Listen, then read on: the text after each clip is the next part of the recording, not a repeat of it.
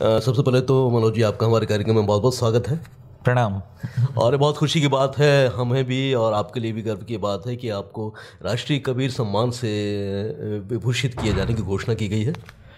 हाँ, मैं इसके लिए उस जूरी का धन्यवाद अदा करता हूँ जिसने कि इस कार्य के लिए मुझे उचित समझा। ये सम्मान कितना महत्वपूर्ण मानते हैं आप? कबीर सम्मान जो है मुझे एक तो नाम से ही सबसे ज़्यादा महत्व का लगता है, क्योंकि कबीर मेरे प्रिय कवि थे। और मुझे याद है कि जब मैं असिस्टेंट प्रोफेसर हुआ करता था हिंदी का, तो उस समय कबीर को पढ़ाने में मेरा आधा साल निकल जाता था, क्योंकि वो पहला पाठ ही होता था। जी। और उसको पढ़ाने में ही मुझे आधा साल निकल जाता था। फिर बाकी कवियों के लिए मुझे अतिरिक्त क्लासेस लेनी पड़ती थी।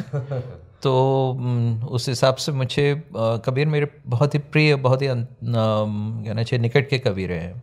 तो आपके निकट के तो कवि हैं ही, और वर्तमान में भी उनकी प्रासंगिकता भी बढ़ जाती है। क्या कहना चाहेंगे इस बारे में? हाँ, अभी क्या हुआ है दुर्भाग्य से कि कबीर और तुलसी, इन दोनों को एक दूसरे की प्रतिद्वंदिता में खड़ा कर दिया जा रहा है, वो जो बहुत ही दुर्भाग्यपूर्ण है। यानी तुलसी को पसंद करते हुए कबीर को नापसंद करना, या कबीर को पसंद करते हुए तुलसी को नापसंद करना, ये दोनों चीज़ें अनिवार्य नहीं हैं, लेकिन दोनों को ही पसंद किया जा सकता है। तो और दूसरे कबीर के संबंध में फिर मैंने ये भी देखा था कि जिसको मैंने अपनी पुस्तक में जो सुंदरकांड पे तुलसी की लिखी, तो उसमें एक संदर्भ आया, तो उसमें फिर मैंने उस बात को बहुत विस्तार से लिखा कि जिसमें कबीर को निर्गुण के खांचे में और तुलसी को सगुण के खांचे में खड़ा कर दिया गया है। और इस तरह से जो है दोनों को एक दूसरे से पृथक बनाने का भी एक चल पड़ा है हमारे यहाँ फैशन। लेकिन मैंने देखा कि कबीर के पदों में कई जगह जो हैं सगुण पद आए हैं, और उनके बीचक में, उनके रमैनी में, उनके साखियों में सगुण जो हैं उसके भी बहुत सारे तत्व हैं जिस पर कभी चर्चा नहीं होती। तो मैंने उस पर चर्चा की थी। तो इसलिए ये सब देखते हुए मुझे लगा कि चलो, भगवान ने यदि ये कबीर पुरस्कार के संबंध में मुझे उचित समझा। बिल्कुल।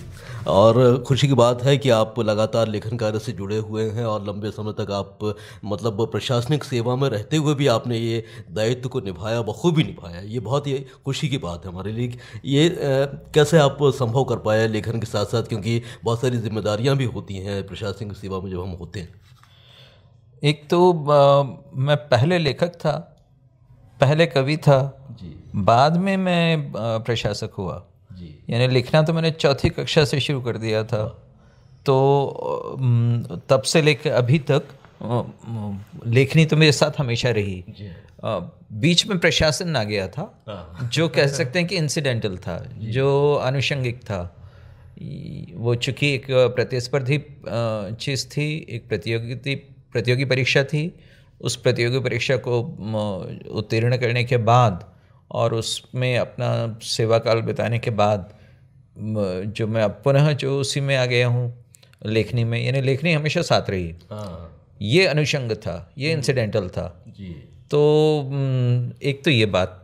दूसरी चीज़ ये कि प्रशासन और इसमें लेखन में, प्रशासन और कविता में कोई बहुत ज़्यादा ऐसा अंतर्विरोध भी नहीं है, बल्कि प्रशासन में जो अनुभव हमें होते हैं वो एक तरह की खाद का काम करते हैं, वो उर्वरक हैं। और प्रशासनिक अनुभव कई बार कविता में ढल भी जाते हैं। और हाँ, कई बार हमारा विरेचन जो है, कैथारसिस, जो उसी के माध्यम से होता है। यानी हमेशा ऐसा नहीं होता प्रशासन में कि हम लोग जो चाहते हैं उसको करने में सफल ही हों। कई बार बहुत सारे ऐसे तत्व होते हैं जो गलतफहमी भी फैलाते हैं, जो आपके बारे में तरह तरह के प्रवाद भी फैलाते हैं। और जब आप जो है न्यस्त स्वार्थों को हिट करते हो, तो आपको ये भी उम्मीद करना चाहिए कि they will also strike back. तो वो दोनों चीज़ें होती हैं। तो ऐसे स्थिति में ये सारे जो अनुभव होते हैं, ये सारे हमारे कविता के कैनवास को बड़ा करने वाले अनुभव होते हैं। सामान्यतः जो लोग प्रशासन के बिना भी सफल कविता लिखते हैं, और ऐसा नहीं है कि नहीं लिखी जा सकती, लेकिन जिस तरह के अनुभवों का कैनवास भारतीय प्रशासनिक सेवा में रहते हुए मिलता है, वो कैनवास बहुत विराट है जी। और जब तक कि अनुभवों का वो वैविध्य नहीं होगा तब तक जो है बहुत किताबी तरीके से चीज़ें नहीं लिखी जा सकती। जी। तो प्रशासन में ये हमें फ़ायदा मिलता है कि मनुष्यता के जो है सबसे उत्कृष्ट देवोपम रूप भी हमें देखने को मिलते हैं और मनुष्यता के निकृष्टतम नमूने जो हैं वो भी हमारे सामने आते हैं। सही कह रहे हैं, सही तो एक चीज़ ये है। फिर तीसरी चीज़ ये है कि कई लोग समझते हैं कि प्रशासक होने के बावजूद लिखता रहा। नहीं, मैं प्रशासक होने के कारण लिखता रहा, अरे वाह, इन स्पाइट ऑफ नहीं, ड्यू टू। क्या बात है। मतलब उससे आपको एक अलग लेखन नया रचने के लिए, नया सृजन करने के लिए ऊर्जा भी मिलती रही। हाँ, यानी प्रशासन में आपको नैराश्य मिले तो भी वो लेखन के लिए एक अच्छा विषय है, और प्रशासन में यदि ऊर्जा मिले तो भी जो है वो आपके लेखन को एक मदद करता है। मेरा ये मानना रहा हमेशा से कि एक पुरानी ICS की परंपरा थी जो लेखन में बहुत दत्तचित्त रहती थी। यानी आप यूँ सोच लीजिए कि हमारे फ्लोरा और फौना पर, हमारे कहना चाहिए कि आर्कियोलॉजिकल मॉन्यूमेंट्स पर पुराने प्रशासकों ने जितना काम किया है वो अपने आप में एक बहुत अद्भुत चीज़ है। और दूसरा, हमेशा से आपको एक फॉलबैक अरेंजमेंट रखना ही होना चाहिए। यानी यदि आप पूरी तरह से प्रशासन पर ही केंद्रित होकर उसी को ही काम करते रहेंगे और आप ये किसी तरह का कोई ऐसे जो है आपकी कहना चाहिए कि भाप निकलने के लिए सेफ्टी वॉल्व नहीं रखेंगे तो दिक्कत होगी। आपको पॉइस जो चाहिए प्रशासन में काम करते हुए, जो एक इक्विलिब्रियम, एक जो संतुलन चाहिए, तो वो आपको जो है साहित्य उपलब्ध कराता है। इसलिए मैंने देखा कि अधिकतर देशों में ये है कि एडमिनिस्ट्रेटर्स जो हैं वो बहुत अच्छे साहित्यकार भी रहे हैं। चाइना में तो किसी ज़माने में एक बड़ी लंबी परंपरा इसकी चली आई है, और यहाँ जो इंग्लैंड में भी जो है इस तरह की परंपरा है, ब्राज़ील में भी इस तरह की परंपरा है कि जहाँ प्रशासक लोग जो हैं बहुत अच्छे रचनाकार भी हैं। हमारे यहाँ ही उड़ीसा में देख लीजिए, उड़िया में देख लीजिए, उड़िया में बहुत सारे जो प्रसिद्ध रचनाकार हैं वो IAS रहे हैं। तो ये चीज़ की आप प्रशासन कर रहे हैं और उसी के साथ साथ यदि आप साहित्यिक में भी उतने ही दत्तचित्त हैं तो इसका एक फ़ायदा जो मुझे मिला तुरंत कि जैसे ही मैं सेवा से रिटायर हुआ तो वैसे ही पूरे साहित्य के मेरे जो दुनिया की जो मित्र थे उन सब लोगों ने मुझे बहुत उत्साह से अपना लिया। उनको तो ऐसा लगा कि साहब उन्होंने कहा मुझसे कि इस दिन की तो हम प्रतीक्षा कर रहे थे कि कब आप जो है इससे निकलोगे तो फिर हम आपसे जो है बात कर सकेंगे, क्योंकि उस समय उन्होंने कहा कि बात करते समय हमें भी संकोच होता था कि हम आपके समय पर व्यर्थ का अतिक्रमण कर रहे हैं या जो है हमें ये समझा जाएगा कि हम किसी मतलब से आए हैं। हाँ, कहने का मतलब एक जो बंधन था उससे अब आप मुक्त होकर बहुत ही स्वतंत्रता के साथ अपनी कविताएं लिख रहे हैं या फिर लेख लिख रहे हैं। हाँ, निश्चित रूप से, क्योंकि उस समय मैं अपने समय का एक अंश ही दे पाता था। प्राय ये होता था कि मैं रात के 10-11 बजे तक, कभी कभी तो रात के 2-1 बजे तक भी जो है प्रशासनिक कार्यों में लगे रहना पड़ता था। तो उसमें उसको मैंने हमेशा से प्राथमिकता रखी क्योंकि मेरा मूल कर्तव्य वो था। लेकिन सुबह 4 बजे से उठ के फिर मैं लिखने का कार्य करता था। तो और सबसे अच्छा समय मुझे भी आज भी लगता है कि जो ब्राह्म मुहूर्त है वो लिखने का सबसे अच्छा समय है। तो उस तरह से एक समय प्रबंधन, एक टाइम मैनेजमेंट का जो इशू था वो हमेशा से चलता रहा। अब जो है रिटायर होने के बाद ये मुझे लगता है कि जो सबसे अच्छी चीज़ हुई है वो ये हुई है कि मैं अपने समय को जो है इस तरह से उसका प्रबंधन कर सकता हूँ कि मैं दिन में ड्राउज़ी नहीं महसूस करूँ और रात को जो है इत्मीनान से एक पूरी नींद लूँ और दिन भर में लेखन का कार्य करूँ। चलिए, वाक़ई बहुत अच्छा आपने संतुलन बना के रखा है, ये बहुत ही अच्छी बात है क्योंकि दिनचर्या में एक जब हम सेवानिवृत्त हो जाते हैं तो एक उदासी सी छा जाती है, मतलब या तो घर पे हम रहते हैं या फिर किसी दूसरे काम में व्यस्त होते हैं, लेकिन आपने अपने आप को ढाला, ये बहुत अच्छी बात है। मनोज जी, आपने तकरीबन 36 से ज़्यादा पुस्तकें लिखी हैं जिसमें सुंदरकांड के तो बहुत सारे अंश हैं 18 ही, भाग हैं। 18 भाग हैं। उसके अलावा आपने पशुपति लिखा है, यादों के संदर्भ लिखा है और कुंभ लिखा है। बहुत सी विविधताएँ हैं आपकी। तो आपके लेखन की यदि हम मूल विषय की बात करें जो आपको सबसे अच्छा लगता है, बहुत आपके दिल के करीब है, जिस पे लिखना आपको बहुत अच्छा लगता है, उसके बारे में कुछ बताइए। मुझे अध्यात्म के विषयों पर लिखना बहुत अच्छा लगता है। आपने देखा भी होगा कि जैसे सुंदरकांड एक पुनर्पाठ पे 18 पुस्तकें हैं, उसके भी पहले जो है कुरान कविताएं जो हैं वो कविताएं थी कुरान पे, और कुरान के कुछ बहुत ही जो है पोएटिक जो अंश हैं उसका काव्य अनुवाद था वो। उसके भी पहले देखें तो पशुपति थी, तो पशुपति जो है वो मंदसौर में पशुपतिनाथ का मंदिर है, तो उस पर लिखी हुई कविताएं थी उसमें।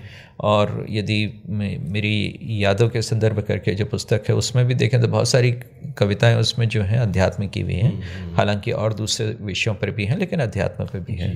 फिर उसके बाद गणेश अलग अलग गणनाएं करने की पुस्तक जो है वो जो अभी 3 साल पहले आई थी, वो है अभी अपराजिता के नाम से शक्ति के अलग अलग अभिव्यक्तियों पर एक पुस्तक आई है 10 जुलाई को इसी साल, और अभी शिव जी पे काम चल रहा है। और गीता पर भी अभी गीता जयंती जो 14 तारीख को थी, तो गीता पर काम शुरू हुआ है जो बहुत लंबा चलेगा, अगले 8 सालों तक मुझे गीता पर ही काम करना है, और उसमें कई वॉल्यूम्स आएंगे उसके। तो मुझे ये करना इसलिए ज़रूरी लगता है कि हमारे यहाँ अध्यात्म को उस तरह से, जिस प्रगतिशील तरीके से देखा जाना चाहिए था वैसा देखा नहीं गया। उसके प्रति एक तरह का हिकारत का भाव पैदा कर दिया गया, और लोगों ने प्रगतिशीलता की निशानी ही ये मान ली कि हम अपने अध्यात्म को किस तरह से जो है उसके कहना चाहिए कि अवगणना कर सकते हैं, कि कैसे उसकी जो है डाउन रेटिंग की जाए, उसी को ही हम अपने आधुनिक होने का सबब मानते रहे। लेकिन इसके कारण क्या हुआ कि एक इतनी समृद्ध परंपरा जो हमें मिली हुई थी, इतनी बड़ी विरासत, इतनी बड़ी रिक्त जो हमें मिली हुई थी, हमने उसका उपयोग नहीं किया। तो अमृत नाम अनंत जो मैंने कुंभ पर कविताएं लिखी, तो इसी उद्देश्य से लिखी थी मैंने, क्योंकि कुंभ को भी हम लोग उस तरह से देख नहीं रहे थे और बहुत ही पारंपरिक तरीके से देख रहे हैं। ये ठीक है कि हमारे यहाँ परंपरा की जो है बहुत ही रूढ़िवादी किस्म की व्याख्याएं लोगों ने की, और उसको जो है 21वीं सदी की चुनौतियों के लिए खड़ा करने की बजाय जो है उसको एक प्रतिगामी तरीके से हम कई लोगों ने लिया। और वो जो उस अर्थ में जो धर्म को, जैसे किसी ने ओपियम ऑफ द मासेस कहा था, तो वो उस तरह की अफीम के रूप में लिया कई लोगों ने। इससे बात से मेरा इनकार नहीं है, लेकिन इसका अर्थ ये नहीं है कि कुछ लोगों के द्वारा की गई गलती को हम लोग जो है स्वयं धर्म की गलती मान लें।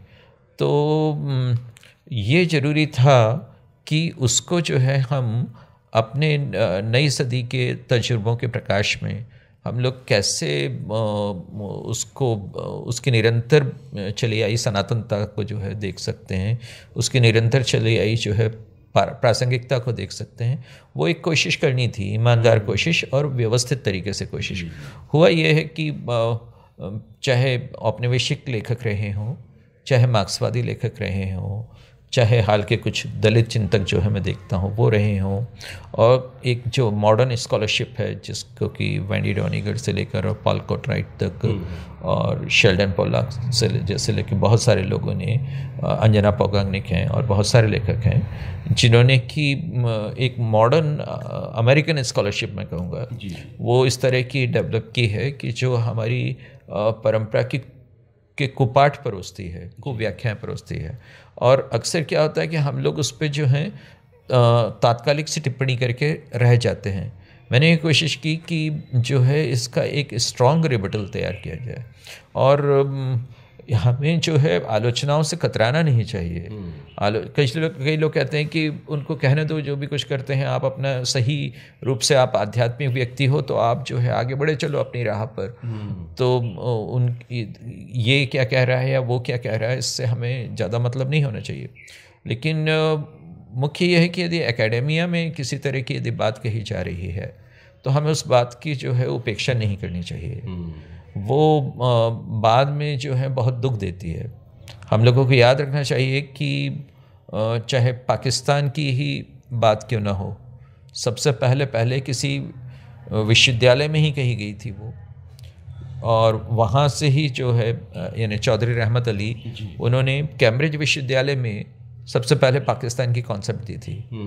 और उसकी यदि हम लोग उपेक्षा तब तक करते रहे जब तक कि जो है लाहौर अधिवेशन के बाद, मुस्लिम लीग के लाहौर अधिवेशन के बाद जो वो बात बहुत जोर नहीं पकड़ गई, तब तक तो हम उसकी उपेक्षा ही करते रहे। लेकिन शुरू में ही हमें सावधान हो जाना चाहिए था कि कुछ लोग इस तरह के विचारों के साथ आ रहे हैं। वो इसलिए विदेशी विश्वविद्यालयों में भी जो कार्य हो रहा है उस पर एक बहुत सावधान नज़र रखी जानी ज़रूरी है। उसको हम लोग उसकी उपेक्षा नहीं कर सकते। हिंदी का जो साहित्यकार है वो अपनी एक बड़ी आत्मसंतुष्टि में रहता है, और वो जो उस एक जियो स्ट्रेटेजिक जो चीज़ें हो रही हैं उस पर बहुत ज़्यादा ध्यान नहीं देता। तो मुझे ये ज़रूरी लगा कि नहीं, ये जो एक भू राजनीतिक और भू सामरिक जो भी इस तरह के प्रयास हो रहे हैं उनका भी जो है अवधान किया जाए, उस पर भी ध्यान दिया जाए, और उसका जो एक ऐसा कहना चाहिए कि प्रत्याख्यान प्रस्तुत किया जाए जो कि अनहरीड हो, बहुत ज़्यादा उसमें यानी हड़बड़ी में नहीं दिया जाए, बिल्कुल धैर्यपूर्वक जो है उनके सारे चीज़ों को लेकर और बड़े क्रमबद्ध तरीके से एक तरह की प्रविधिगत स्थिरता के साथ, एक तरह की मैथोडोलॉजिकल स्टेबिलिटी के साथ जो है उस उत्तर को दिया जाए। तो वो कोशिश मैंने की। वाकई आपके प्रयास वाकई सराहनीय हैं। अच्छा, आपको लेखन का लंबा अनुभव रहा है, लेकिन बहुत सारे अभी युवा भी इस लेखन की फील्ड में अपना दखल रख रहे हैं, बहुत कुछ अच्छा लिख रहे हैं, कुछ अच्छा लिखने का प्रयास कर रहे हैं।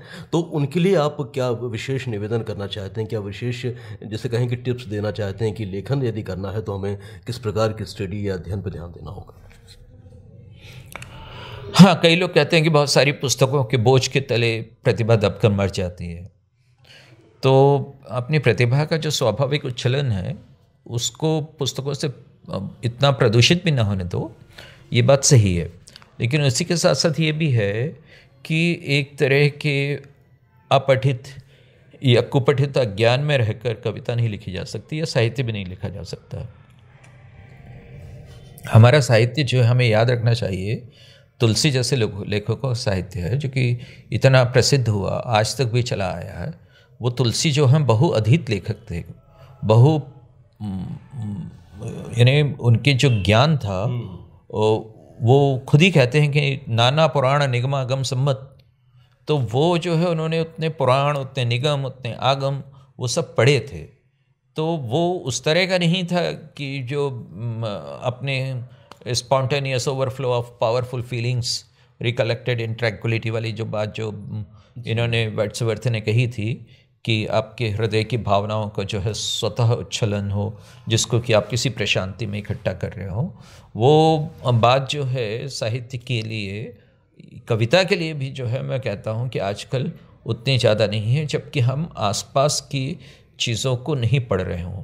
प्रकृति को भी पढ़ना ज़रूरी है, समाज को भी पढ़ना ज़रूरी है, आसपास के राजनीतिक संदर्भों को भी देखना ज़रूरी है, और उसी के साथ साथ एक तरह के जो कहना चाहिए कि एकेडेमिया जो है वो जिस तरह की स्कॉलरशिप जो विकसित हो रही है उसको भी जो है यदि अपने अवधान में लें और फिर लेखन करें तो हमारे लेखन में जो है जिस तरह की अंतर्राष्ट्रीयता जो हमें चाहिए वो निकल कर आएगी। वो अंतर्राष्ट्रीयता बहुत ज़रूरी हुई है। भारत से, हिंदी से बहुत सारे ऐसे लेखकों को होना चाहिए कि जिनके लेखन को जो है अंतर्राष्ट्रीय स्तर पर जो है ध्यान दिया जाए। और समकालीन जो चुनौतियां हमारे देश के सामने हैं, और हम जो हैं किसी ऐसे अकेलेपन में नहीं हैं। ये वो युग है जबकि बहुत सारी चीज़ें ग्लोबली हो रही हैं, बहुत सारी फोर्सेस हैं जो ग्लोबल फोर्सेस हैं। हम लोग कहते हैं कि भारत का वैश्वीकरण हो रहा है, हम लोग ये कह रहे हैं कि दुनिया की अर्थव्यवस्थाओं का वैश्वीकरण हो रहा है। वो वैश्वीकरण जो है, वो ग्लोबलाइजेशन, वो भूमंडलीकरण जो है वो कोई ऐसी चीज़ नहीं है कि जो सिर्फ अर्थव्यवस्था के उसमें हो रहा हो। वो एक ऐसी चीज़ है जो हमारे जीवन के विभिन्न कार्य व्यापारों को छूता है। और इसलिए जो है यदि उस तरह के हम वैश्विक जो है अपना वैश्विक चिंतन नहीं रखेंगे और उन सब चीज़ों पर नज़र नहीं रखेंगे तो मुश्किल होगी। यानी हम लोग नेट के ज़माने में रह रहे हैं, इंटरनेट के ज़माने में रह रहे हैं। पहले हम अंतर्नेत्र से काम चला सकते थे, अब इंटरनेट के बिना नहीं चलता। तो इंटरनेट जो है यदि बहुत सारी चीज़ों का दुष्प्रचार कर रहा हो, इंटरनेट यदि जो है बहुत सारी कहना चाहिए कि नकारात्मकताओं को भी जो है पोषित कर रहा हो, तो उसके साथ साथ ये भी ज़रूरी है और ये भी ध्यान देना ज़रूरी है कि उससे बहुत सारी ऐसी पॉजिटिविटीज़ भी आई हैं, बहुत सी नई शक्तियाँ भी पैदा हुई हैं जो हमारे लेखन को मदद करती हैं। तो अब एक तरह का इन्फॉर्म्ड लेखन जो है ज़रूरी है। अब वो लेखन जिसमें कि आप किसी एक ख़ास विचारधारा को लेकर और उसके 2-4 चीज़ों को इधर उधर उद्धृत करके और अपने को जो है एक ख़ास बात का जो है वो कहना चाहिए कि पुरोधा बना लो, अब इतना संभव नहीं है। और अब लिखने में जो है प्रामाणिकता इसलिए भी ज़रूरी हो गई कि लोग तुरंत संदर्भ ढूंढ लेते हैं। वो यदि आप कोई बात कहेंगे जो कि झूठ है तो उस के झूठ को जो है वो पकड़ लेते हैं। सही। तो हालांकि साहित्य जो है वो तथ्य को ही सत्य नहीं मानता और पकड़ा जाता है तो तथ्य पकड़ा जाता है, लेकिन सत्य जो है यदि उसकी पृष्ठभूमि में उचित विश्वसनीय तथ्य नहीं है तो फिर ऐसे सत्य का भी कोई बहुत ज़्यादा सम्मान नहीं रह जाता। तो इसलिए एक ऐसा समय आ गया है हमारे पास जबकि सत्य और तथ्य दोनों के बीच में एक सुसंगति संभव है। पहले तो जो है कहना चाहिए कि दुनियावी तथ्य जो हैं वो हमें साहित्य के लिए बहुत एक ऐसा माल मसाला लगते थे जो कि जिनके बीच में कोई कॉन्ग्रुइटी नहीं है, जिनके बीच में कोई संगति नहीं है। तथ्य जो है भौतिक लगता था हमें और सत्य जो है हमें कविता की आत्मा सा लगता था या साहित्य की आत्मा सा लगता था। लेकिन अब हमें ये परिवर्तन देखना चाहिए कि दुनिया भर में जिस तरह का लेखन आजकल हो रहा है वो लेखन जो है कोई ललित निबंध की तरह ही नहीं हो रहा है, वो लेखन साहित्य में हो रहा है और बहुत गंभीर तरीके से हो रहा है। मतलब आपको और भी ज़्यादा परिपक्वता हमें लानी होगी, तब हम एक बेहतर रचनाकार बन सकते हैं, सामने आ सकते हैं। अच्छा, इससे पहले कि हम अपनी बातचीत को ख़त्म करें, आप सुनने वालों को अपनी कुछ ऐसी पंक्तियाँ सुना दें जो आपके बहुत करीब हों और हमारे इस कार्यक्रम में भी 4 चांद लग जाएँ। अपनी बहुत सारी कविताएं हैं, मैं बहुत पुरानी कविता एक सुना देता हूँ आपको। इस बहुत निर्जन में खिले हुए फूल की अपनी प्रतिष्ठा है, इस बहुत निर्जन में खिले फूल की अपनी प्रतिष्ठा है और उसका कारण किसी दूसरे के प्रति नहीं, स्वधर्म के प्रति उसकी गुलाबी निष्ठा है। फूल का धर्म क्या है? उसकी खुशबू नहीं, उसका रंग नहीं, उसके होने का योग है। अपने अस्तित्व के प्रति उसकी अगाध आस्था ही उसे वो व्यक्तित्व देती है जो इस निर्जन का आलोक है।